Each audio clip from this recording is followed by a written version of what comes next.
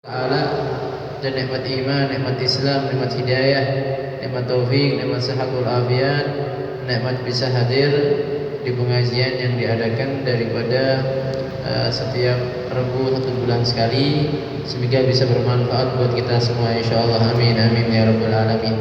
Kemudian salawat dan salam kita Nabi Muhammad sallallahu alaihi wasallam, yang karena beliau menjadi sebaik-baiknya umat, karena beliau menjadi umat yang mulia, yang insyaallah kita berharap betul akan syafaatnya Nabi Muhammad sallallahu alaihi wasallam. Amma ba'd. Bismillahirrahmanirrahim. Qala muallif rahimahullah al-Imam Ahmad al-Hashimi fi kitabih Mukhtar al-Ahadits ila anqal bismillahirrahmanirrahim.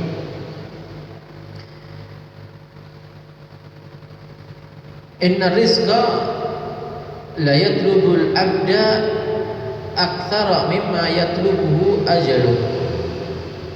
Dikatakan bahwa rezeki itu akan mengejar seseorang lebih banyak daripada umurnya dia yang dia punya.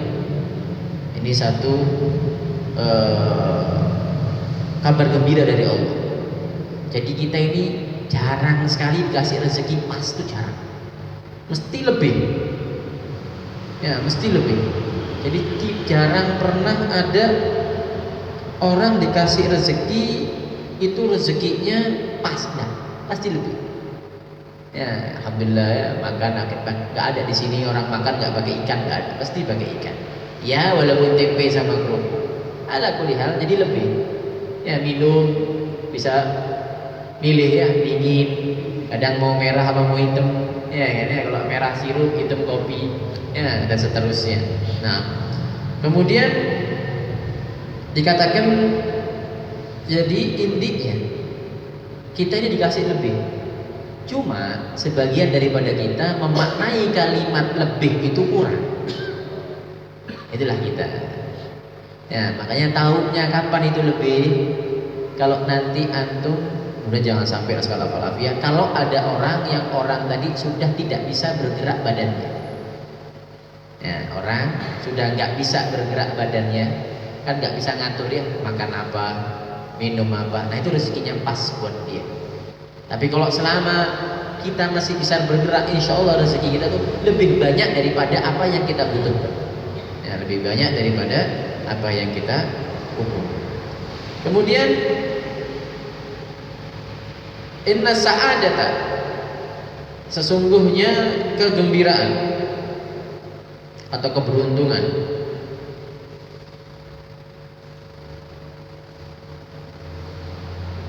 ya, sesungguhnya keberuntungan atau orang yang paling beruntung, kulla sa'adah, di setiap keberuntungan. Jadi keberuntungan yang paling beruntung itu apa sih? Tulul umur, panjangnya umur.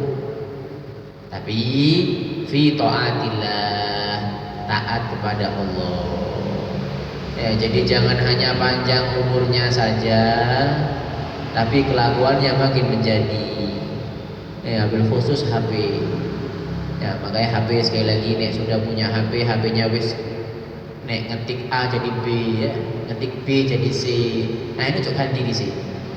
Ya, biar apa? Nanti lama-lama ogah pegang HP.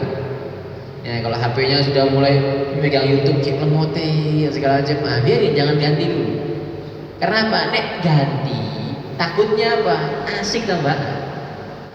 Terus udah, jangan ikutin yang dilihat-lihat yang di anak-anak kita ini kadang ngajarin kita sesuatu yang baru sehingga kita asik. Ya, misalnya ayahnya punya HP, Pak, ini ada TikTok bagus Pak, lucu Pak, lucu. Oh iya, diinstal sama ayahnya.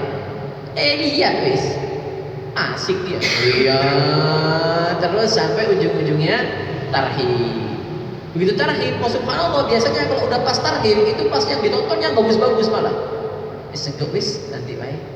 Padahal video itu tidak mungkin hilang. Nek sholat itu bisa hilang. Awal waktu dan waktu tidak akan bisa kembali. Ya, maka dikatakan laila syababa bu'a fa ashtari.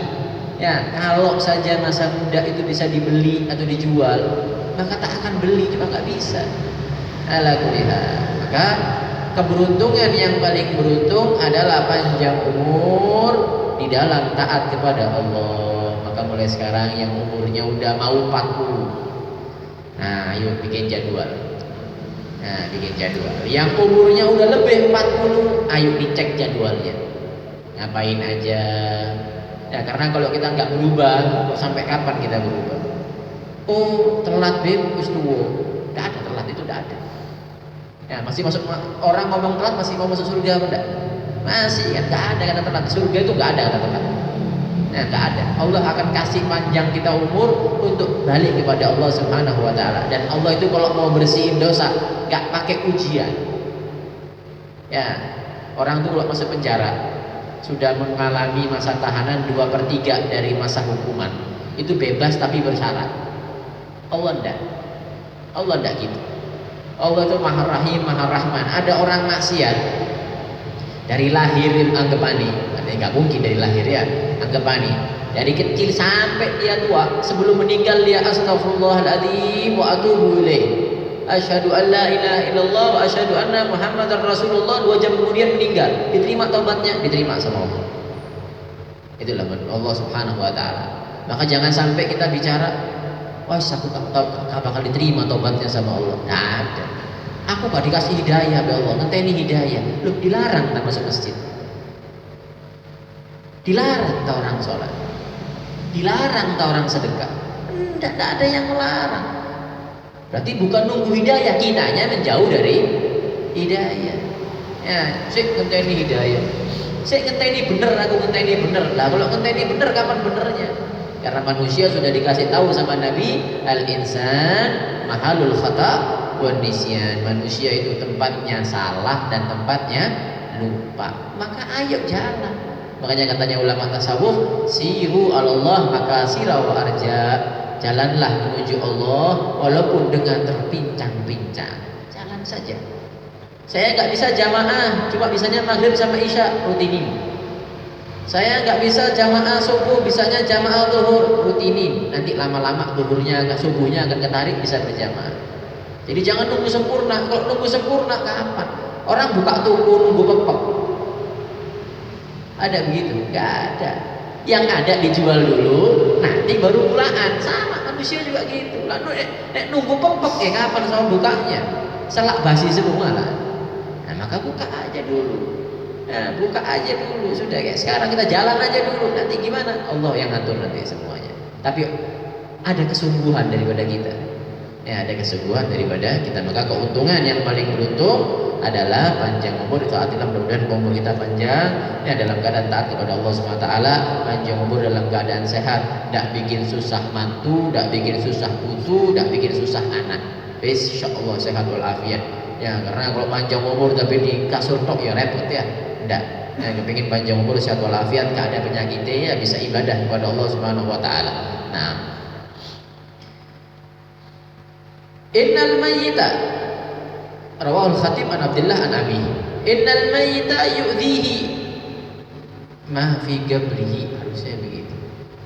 Allahu a'lam. Ini kalau enggak ada mak, kayaknya ada maknya harusnya. Nah, sesungguhnya mayit itu akan menyakitinya, ma yu'dhihi fi qabrihi, nah ma yaku maka yu'dhihi fi baitihi. Sesungguhnya mayit itu akan ngerasa susah, ngerasa sedih di dalam kuburannya, apa-apa yang membuat dia sedih di dalam rumahnya. Jadi antum ini kalau berbuat maksiat, yang sedih bukan hanya Nabi. Orang tua kita dikubur itu sedih. Ya Allah, anakku kok gini sih, wisin, aku wisin, di kuburan wisin dia. Karena di kuburan orang hidup ya, cuma alamnya alam barzah. Ya, bayangin coba di kuburan misalnya pas tonggoan sak kuburan biasanya ya. Nah, misalnya ada Pak A sama Pak B ya, kuburan ngomong, ya anakku sampai saiki maksiat tok. Ya apa sih? Sedih dia. Nah, makanya antum kalau berbuat jelek, ingat orang tua yang di kuburan, kakek, nenek, ya, buyut, itu malu. Ya, mungkin dia kalau bisa ngomong, mungkin kalau bisa keluar dari kuburnya dia keluar. Ya, pengen dicewer anaknya, coba gak iso, ya apa, malu dia. Nah, maka oleh karena itu, ya, kalau kepengen bikin senang ahli kubur, maka senangkan seperti dia di dunia. Apa senangnya? Oh, saya punya orang tua tuh senang mangan dia. Ambil makan senang nemen. Nah, sekarang beli makan kasih tahu tetangganya. Jangan taruh di kubur ya, nggak boleh. Ya, nggak boleh taruh di kubur ya. Jadi beli makan taruh di mana? Kasihkan ke orang. Orang tuaku ini biar seneng nyeneng orang, suka menghibur. Nah, maka tuh, ya datang ke orang hibur, niat pahalanya buat orang tua. Orang tuaku ini suka ngasih anak jajan kalau lewat di depan rumahnya, itu sedekah baik. Ya udah nggak ada zaman sekarang. Ya, orang dulu dengar istilah sedekah subuh ya.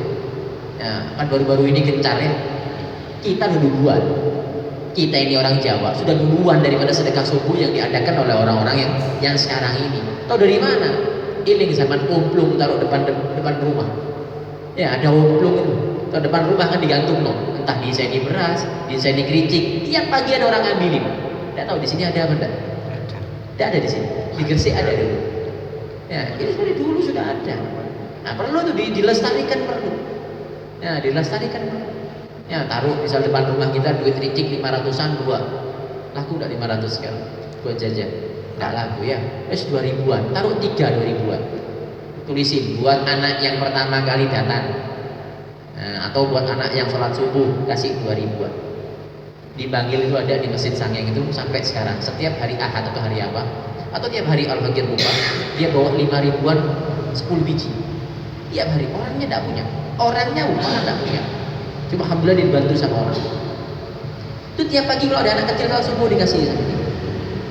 Sepele tapi kebaikan itu sama anak tadi akan diingat sampai mati dan seterusnya. Maka tadi ya kalau berbuat baik itu gampang sebenarnya. Cuma karena setan jadi susah. Ya ada yang gampang. Ya. Jadi ya. Maka senangkan ahli kubur kita sebagaimana kita nyenangkan di dunia. Baca ono tahlil, ojo bermalam Jumat dong. Habis sholat baca ono tahlil. Ya dari rumah ya dari sini kan pulang tuh kan misalnya yang agak jauh, misalnya Pak Sabah ya Pak Abdul Karim agak jauh kan ya. Nah sambil pulang saya baca tahlil. Afdhalu dzikri fa'lam annahu la ilaha illallah. Ya seterusnya. Ya baca. Sampai rumah sudah. Ngosok apakah harus seperti yang di tahlil di bapak diomong? Enggak perlu. Wis cukup aja afdhalu dzikri fa'lam annahu la ilaha baca 3 kali. La ilaha illallah, la ilaha illallah, la ilaha illallah Muhammadar Rasulullah. Allahumma shalli ala sayyidina Allahumma taqabbal. Ya Allah, enggak bisa doanya pakai bahasa Indonesia. Ya Allah, pahala tadi Fatihah tak kirimkan ke orang tua saya. Kan senang dia. Senang. Tapi sebaliknya kalau kita masih suka bermaksiat, suka bohongin orang, suka nyaci maki, ketahuilah orang tua yang dikubur itu malu melihat kita, sedih melihat kita. Nah, sedih. Juga sama, ditangisi terus. Ya, ditangisi terus. Daripada ditangisi, mendingan ditahlili. Sambil nangis, sambil tahlil. Kan gitu sih ya. Ya Allah, ya Allah, pahalanya banyak. Ya, pahalanya banyak. Makanya orang kadang kalau diingeti sama orang tua itu tetap tergorang sebenarnya. Tak pernah hilili biasanya. Ya, maka kalau itu tiba-tiba ingat orang tua, tahlil, kirim Fatihah, datangin ke kuburannya, kasih kembang. Enggak usah ngenteni malam Jumat. Ya, kalau mau malam Jumat tiap Kamis ahsan. Tapi kalau dia mau tiap hari ya lebih bagus. Ya, punya hajat seneng, aduh seneng nih orang tua udah nggak ada, kakek nenek nggak ada, bawa kembang tabur. Ya niatkan supaya bisa istighfar buat yang ahli kubur. Ya, jadi begitu. Jangan nungguin nanti. Ya kadang Kamis lewat, babas wis. Hari Jumatnya nggak apa-apa. Taruh Sabtunya nggak apa-apa. Ya cuma emang amalnya para aslaf itu adalah hari Kamis. Ya, maka Kamis anggapan Kamis adalah rutinitas setiap saat. Kalau nggak bisa, ya ziarah. Ya. 6. Rawahu Dailami. Rawahu innal mayyita sesungguhnya mayit la yu'adzabu pasti diadzab bibukai ahlihi karena nangisnya keluarganya alaihi atas si mayit tadi. Rawahul Bukhari. Hadis ini Maksudnya apa? Lah masa yang nangis orang yang diadab orang? Ya kan? Yang nangis orang anaknya, masa yang diadab yang mati? Apa urusannya? Nah, makanya ulama mengatakan kalau si mayit tadi wasiat, nah nek aku mati tangisono ngejak-ngejak Allah. Nah, kita bikin duren sewu bersedih pada hari ini. Nah, itu wasiat itu haram hukumnya, tidak boleh. Ya, tapi kalau nangisnya karena rahmat, nangisnya karena sedih, nangisnya karena susah orang yang dicintai meninggal, itu tidak termasuk dalam hadis ini. Nah, jadi ulama yang mengatakan ini adalah maksudnya adalah kalau dia wasiat kepada atau dia pesen, nah nanti nek meninggal ya nangiso sambil muji-muji saya. Nah, juga tidak boleh. Loh, ada tak orang kayak begitu? Ada, dulu zaman jahiliyah begitu. Zaman jahiliyah tuh gitu, ada yang nangis, ada yang meninggal, dia nangis-nangis gitu. Ya, karena yang semakin banyak nangis, semakin mulia orang tersebut. Anggapannya begitu. Oh, sudah meninggal kok apa yang mulia? Ya, kan presiden yang sudah meninggal jadi presiden apa jadi almarhum? Almarhum. Ya, usah hari tek bisa. Ya, orang kaya kalau sudah meninggal jadi orang kaya apa almarhum? Almarhum. Cuma satu yang gelarnya tetap. Siapa? Ulama. Ulama nek wis sudah meninggal, almarhum iya, tapi tetap disebut yai, tetap disebut ulama. Bahkan di tahlilnya sumailaruh khususul yai fulan bin fulan. Wis almarhum padahal ilmunya sudah nggak bisa lagi ditampilin, tapi tetap. Makanya oleh karena itu cari titel yang tetap apa? Jadilah ulama. Nek nggak bisa jadi ulama, didik anak jadi ulama. Kalau nggak bisa didik anak jadi ulama, cinta sama ulama. Terakhir sudah. Ya, terakhir, jadi insya Allah seperti itu. Maka insya Allah nanti katanya ulama, kalau ada orang cinta sama ulama, nanti insya Allah cucunya jadi ulama. Nah, maka mudah-mudahan semua keluarga kita menjadi ulama, insya Allah. Amin, amin ya rabbal alamin. Kadang orang berpikir, lebih udah didoakan jadi ulama semua terus yang murid sombong. Jangan dipikirin, hal seperti itu jangan dipikirin ya. Tapi kalau doakan kaya semua nanti yang miskin siapa? Jangan dipikirin. Sudah Allah sudah ngatur dunia dengan sebaik mungkin. Terus pasti ada yang alim, ada yang tidak alim, ada yang kaya, ada yang miskin, itu mesti sudah. Nah, jadi intinya makna hadis ini adalah kalau dia wasiat untuk ditangisi. Kemudian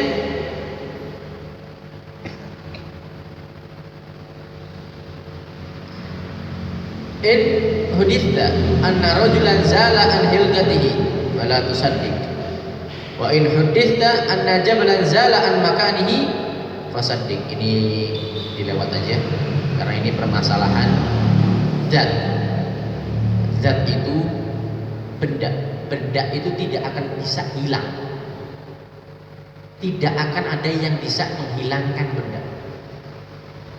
Nah, jadi kalau misalnya HP ini tiba-tiba tak sulap hilang, tetap ada, cuma di mana nggak tahu.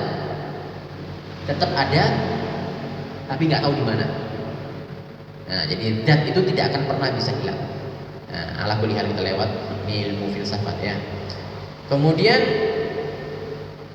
inna ahadakum yujma'u khalquhu fi batni ummihi arba'ina yawman nutfah. Ini hadis tentang penciptaan atau tentang pembentukan daripada makhluk hidup. Seseorang itu di perut ibunya 40 hari pertama itu adalah nutfah, bentuknya masih mani.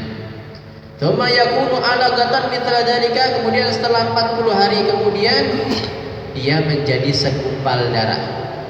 Menjadi segumpal darah. Tsumma yakunu mudghatan, kemudian jadi segumpal daging.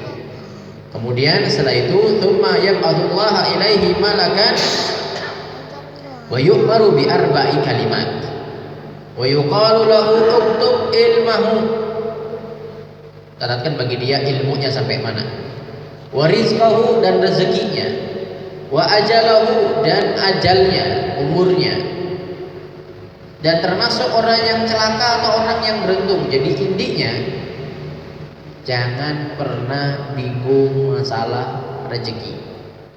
Usahao bukan karena nyari duit, usahao karena nyari ridhonya Allah. Nah, beda ya. Karena kalau ditanya mau ngapain, nyari rezeki. Loh, tahu tak rezekinya di mana? Enggak tahu. Ya. Jadi intinya orang kerja itu niatkan apa? Cari ridhonya Allah. Dikasih alhamdulillah, enggak dikasih alhamdulillah. Ya, jadi begitu. Ya, tentu kalau kita melihat, oh saya niat nyari rezeki, tak apa-apa, tak apa-apa. Cuma yang lebih afdal bagaimana? Nyari rezeki niatnya untuk apa? Cari ridhonya Allah. Sakit, berobat, yang nyembuhkan obat? Bukan, yang nyembuhkan kan Allah. Nah, bahasa tasawufnya gimana? Berobat ikhtiar biar dapat ridhonya. Sembuh alhamdulillah, gak sembuh ya cari obat lagi. Ikhtiarnya ada. Ini ilmu tasawuf begitu. Kenapa kalau udah kayak punya sifat seperti ini gak akan bisa support? Iya, ya apa mau support? Sampean kerja gak dapat duit. Wah, aku kerja ini saya ridhonya Allah. Yang ngasih siapa? Allah, bukan kerjaan saya. Banyak orang yang duduk, katanya ulama, kalau rezeki karena pinternya orang, maka kucing gak dapat makan, kambing gak dapat makan. Nah ya, kambing ada yang lulusan SMP, SD gak ada, tapi dapat makan. Iya kan? Kalau memang apa namanya kuat itu dapat rezeki, ya maka nyamuk ya dapat rezeki. Lemah padahal. Bayangin, pernah tahu nyamuk gambarnya? Kan ada kayak belalainya itu ya. Itu belalainya pegangan coba. Hancur apa enggak kalau dipegang? Tapi bisa nembus kulit coba. Loh kok iso? Iso apa yang ngatur? Apa ya gak bisa? Pernah nanam tumbuhan, ya, nanam bijinya taruh di mana? Taruh bawah kan ya. Terus ditaruh tutup tanah. Terus muncul ya cukul ya. Nah kalau cukul itu jangan ditarik, disentil aja, patah lah. Lah kok kuat nembus tanah? Ya sudah, Allah yang ngatur sudah. Nah tinggal kita yakin sama otak kita, yakin dengan tenaga kita, atau yakin sama Allah Subhanahu. Tapi yo ikhtiar, karena magomnya kita magom ikhtiar, bukan magom tawakal. Ya, nek ulama-ulama zaman dulu magom tawakal, jangan ditiru ya. Jadi ditiru. Nek masih kelas 2, jangan naik kelas 3. Pusing nanti. Nah, makanya posisikan diri di masing-masing. Wah, aku ki nek ndak berobat tak iso. Wah, tambah ndak sembayang, tambah dandak. Berobat. Saya ini kalau ndak kerja, ya tambah kacau. Kerja. Ya, karena banyak ada tuh orang nggak kerja dapat makan. Hah? Ada enggak orang tidak kerja dapat makan? Ada? Ada banyak. Nah ini contohnya satu yang lewat. Ya, nggak pernah kerja, hidup senang-senang. Ya, minta apa dikasih? Lain. Betul apa enggak? Hah? Betul. Jadi ada nggak magom tawakal? Ya ada, beliau magom tawakal. Nah kita sih magom itu saya jangan ngomong arek cili itu magomnya tinggi, magom apa? Magom tawakal. Tanya aja coba. Nah besok makan apa? Oh mau cari bapak. Apa enggak? Apa enggak? Subhanallah. Nah, makanya kita setidaknya sama Allah kayak anak sama bapak, seakan-akan seperti itu. Besok makan apa? Oh mau cari Allah. Sing penting minta kau sama Allah kan gitu sih. Karena magomnya masih magom minta. Sakit juga gitu. Ya, sakit juga gitu. Nanti Allah yang nyembuhkan, tapi berobat toh. Karena magom kita masih magom yang seperti itu, magom ikhtiar. Ala kulli hal. Kemudian innallaha ta'ala yaghar wa innal mu'mina yaghar wa ghairatullah ay ya'tiya al-mu'minu ma harramallahu alaih. Dikatakan Allah itu dibahasakan sama Nabi cemburu. Ya tentu Allah itu tidak bisa disifati dengan sifat manusia ya. Cuma ini pendekatan saja. Ini sebagai contoh saja untuk supaya kita paham ya, supaya kita paham. Jadi Allah itu nggak senang kalau ada orang mukmin mendatangi apa yang Allah haramkan. Sudah tak haramkan, tapi kok didatangi? Itu Allah gak senang sama orang tadi. Tetapi daripada rahmatnya Allah gak diadab. Makanya umat zaman sekarang ini umat penuh dengan nikmat. Walaupun bagi orang yang ahli maksiat, karena apa? Gak langsung diadab, tapi dikasih waktu untuk dia taubat. Masya Allah. Ya, jadi Allah itu gak senang. Nah, innahu la yadkhulul jannah, tidak akan bisa masuk surga illa nafsun muslimah, kecuali jiwa yang muslimah, jiwa yang patuh kepada Allah Subhanahu wa ta'ala. Maka mudah-mudahan kita menjadi orang-orang yang dikasih sifat patuh oleh Allah Subhanahu wa ta'ala. Nah, kemudian rawahul Bukhari wa Muslim, innallaha ta'ala, sesungguhnya Allah ta'ala, la yu'ayyidu hadzal din, akan menguatkan agama ini, birajulil fajir, dengan seseorang yang rusak. Jadi jangan heran, ini hadis ini terjadi pada zaman kita. Gimana maksudnya? Maksudnya begini, ada penceramah, ceramah enak, masya Allah, kol, orang bisa nangis, orang bisa taubat, orang jadi rajin ke masjid gara-gara ceramahnya dia. Tetapi si penceramah ini, ya, hobinya main HP, jalan-jalan, sholatnya akhir waktu, ya, omongannya kadang kalau sama keluarganya kasar, ya, omongan kotor, suka jalan, maksiat tok isinya. Tetapi agama jadi kuat gara-gara dia. Mungkin tak mungkin. Maka yang baik, hukumnya baik, dianya akan diadab sama Allah Subhanahu wa ta'ala. Kayak lilin itu meneranginya mendak, tapi dirinya hancur. Nah, sama kayak begitu. Nah, jadi agama ini menjadi kuat, iya, gara-gara orang seperti itu, iya. Tetapi orang tersebut akan hancur dengan sendirinya. Nah, maka tadi sekali lagi intinya, lihat apa yang disampaikan, jangan ngelihat siapa yang menyampaikan. Ada ustadz misalnya, ya, ngomong bahwa riba itu haram, utang pakai bunga itu haram, tapi dia utang di bank. Lah kita sebagai muridnya bagaimana? Jangan ngomong begini, aku tak utang, wong guruku utang. Anjir. Kita kan tahu itu haram, makanya udah jadi kerjakan. Jadi kalau sudah salah, siapapun yang melakukan tetap dibilang salah. Cuma tentu dengan akhlak yang baik, karena dia guru kita. Paham ya? Jadi karena yang bisa diikuti tindakan dan kata-katanya secara mutlak cuma Nabi Muhammad SAW, yang lainnya tidak ada. Jadi kalau misalnya ada ustadz misalnya ngomong misalnya meso itu haram, tapi setelah pengajian turun, ya, ngomongnya meso, terus muridnya aku tak meso bisa, apa ikut guru, ya nggak bisa. Nah, jadi intinya lihat kita ikut guru kapan? Selama guru tadi ikut Nabi Muhammad SAW dan tidak kurang ajar, sebenarnya tidak kurang ajar. Iki guruku ya apa? Nek salah bilang mau salah, nek bener bilang mau bener. Ya jangan ikut salah berjamaah, jangan. Ya jangan. Ya tentu beda.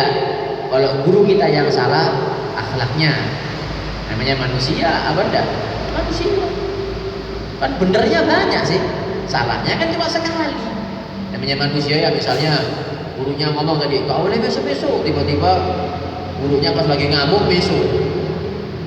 Ya kan, jangan di hati kita ngomong, guru tapi besok, jangan begitu. Karena apa? Manusia wajar.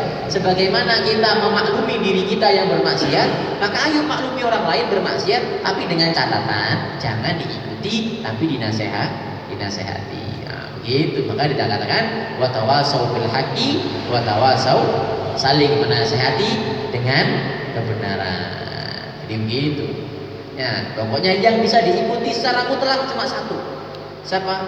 Nabi Muhammad SAW. Karena Nabi tidak mungkin salah. Kalau yang lain bisa salah, bisa. Cuma kebanyakan orang-orang yang saleh itu biasanya dijaga kesalahannya dari Allah. Biasanya begitu, dijaga sama Allah. Nah, kita kasih contoh. Tahu Imam Uwais Al-Qarni? Pernah dengar cerita? Ya, Uwais Al-Qarni ya. Bahkan kebanyakan orang Indonesia juga namanya anaknya Uwais ya, Uwais Al-Qarni. Kenapa dia menjadi hebat? Karena patuh sama orang tuanya, sampai Sayyidina Umar sama Sayyidina Ali suruh minta doa sama Imam Uwais Al-Qarni. Padahal Imam Uwais Al-Qarni ini nggak pernah ketemu Nabi. Tapi Sayyidina Umar yang dikubur jejir Nabi, Sayyidina Ali yang mantunya Nabi disuruh minta doa sama Imam Uwais Al-Qarni. Siapa yang nyuruh? Nabi Muhammad SAW. Berarti hebat enggak orang ini? Hebat. Semua orang tahu, se-Indonesia tahu Uwais Al-Qarni yang taklim tentunya ya. Tapi tahu enggak? Gurunya Imam Syafi'i, Imam Malik bin Anas yang punya mazhab Imam Malik, beliau mengatakan mengingkari Uwais Al-Qarni, nggak ada Uwais Al-Qarni. Kenapa? Karena memang nggak sampai kabar ke dia. Normal seperti itu normal. Makanya kita lihat hukum fikih bertentangan. Kenapa? Yang satu dapat hadis, yang satu nggak dapat hadis. Tapi tetap hormat nggak? Tetap respect, hormat. Karena dia orang-orang yang masya Allah. Itu menunjukkan bahwa kita ini harusnya ikut Nabi, cuma gerbongnya beda-beda. Misalnya naik kereta nih, ya naik kereta. Aku tak nang Jakarta, ya wis naik kereta. Subhanallah keliru ke Banyuwangi, turun apa manut? Turun, pindah ke Jakarta, kan gitu sama gitu. Tapi tetap dihormati nggak? Tetap bayar tiket nggak? Tetap bayar tiket. Ini bayar tiket Banyuwanginya. Wis terima kasih. Besok naik nang Banyuwangi, aku tak melok sampean. Jadi intinya tetap sama guru harus dihormati, tetapi nek salah bilang salah, nek bener bilang benar. Karena apa? Ikut Nabi Muhammad Sallallahu Alaihi Wasallam. Nah, sekali lagi ya, disifati dengan baik. Jangan sampai mulut kita ini terlontar menghina orang alim. Jangan. Ya walaupun kita agak senang sama orang alim tadi, kita agak senang karena orang alim ini musuhnya guru kita. Tak senang belas wes. Nah, jangan ikut-ikut, biar mereka aja berdua berdebat. Ya, segitu anak buah wis diam wae wis. Nah, jadi ada jenderal bintang 2 tarung sama jenderal bintang 2. Nah, yang kopral ngapain? Menang aja wis, ojo melok sudah. Akhirnya kena tembak nanti. Nah, akhirnya dipecat akhirnya dan seterusnya. Nah, tadi ibaratnya gitu. Ya, karena orang alim yang bertikai itu banyak.